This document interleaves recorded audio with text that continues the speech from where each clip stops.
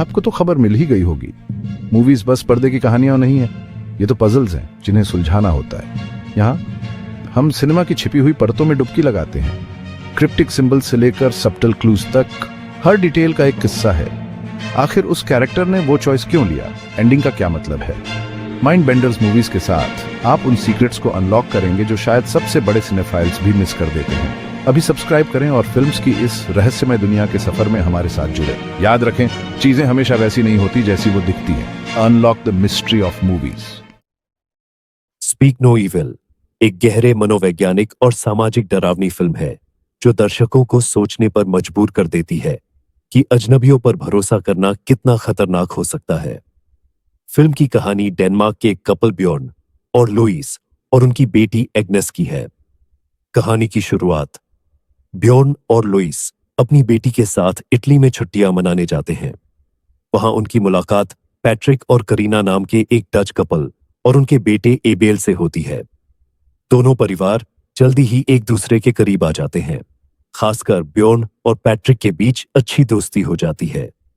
छुट्टियों के बाद पैट्रिक और करीना उन्हें अपने घर आने का निमंत्रण देते हैं।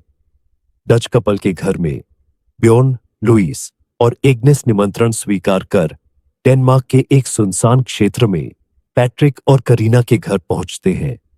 वहां पहुंचने के बाद उन्हें कुछ अजीब बातें महसूस होती हैं। एबेल, जो गूंगा है, काफी डरा हुआ और अजीब बर्ताव करता है। साथ ही करीना और पैट्रिक का व्यवहार भी धीरे धीरे असामान्य और असहज होने लगता है। करीना लुईस की सीमाओं का सम्मान नहीं करती और पैट्रिक का व्यवहार कई बार अशिष्टता की हद तक चला जाता है। चेतावनी संकेतों को अनदेखा करना। पैट्रिक और करीना का अजीब व्यवहार शुरू से ही दिखता है, जैसे कि करीना का एग्नेस को खाना खाने के लिए जबरदस्ती करना, एबेल के प्रति उनका बेरुखा रवैया और पैट्रिक का ब्jörn पर मानसिक दबाव बनाना। हालांकि ब्jörn और लुईस इन संकेतों को नजरअंदाज करते हैं। वो सोचते हैं कि शायद ये सब उनकी संस्कृति का हिस्सा है और वे अपने शिष्टाचार के कारण रुकने का फैसला करते हैं। डर का एहसास। समय के साथ ब्jörn को महसूस होता है कि कुछ सही नहीं है, लेकिन जब वो जाने की बात करता है तो पैट्रिक और करीना उन पर भावनात्मक दबाव डालते हैं। इसके अलावा पैट्रिक कई बार ब्jörn को उसकी असुरक्षाओं को उजागर करते हुए ताने मारता है। एक रात जब ब्jörn और लुईस अपने बिस्तर में होते हैं तो उन्हें करीना और पैट्रिक के कमरे से अजीब आवाजें सुनाई देती हैं। वे अंततः परेशान होकर जाने का फैसला करते हैं, लेकिन पैट्रिक फिर से उन्हें रोकने में सफल हो जाता है। सच्चाई का खुलासा। कहानी के अंत में असली खौफ सामने आता है। पैट्रिक और करीना असल में साइकोपैथ्स होते हैं जो बच्चों को अपहरण करके अपने बेटे के रूप में रखते हैं। वे अपने पिछले शिकारों की तरह ही ब्jörn और लुईस को भी बेरहमी से मार देते हैं और एग्नेस को अपने साथ ले जाते हैं।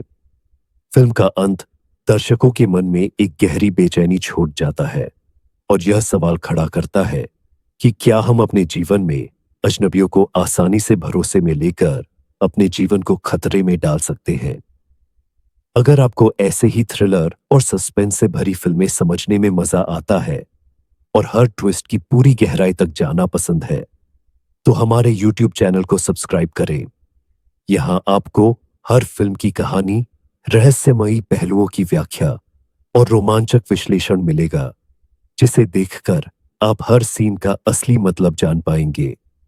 तो अभी सब्सक्राइब करें और फिल्मी दुनिया की गहराइयों में डूबने के लिए तैयार हो जाएं।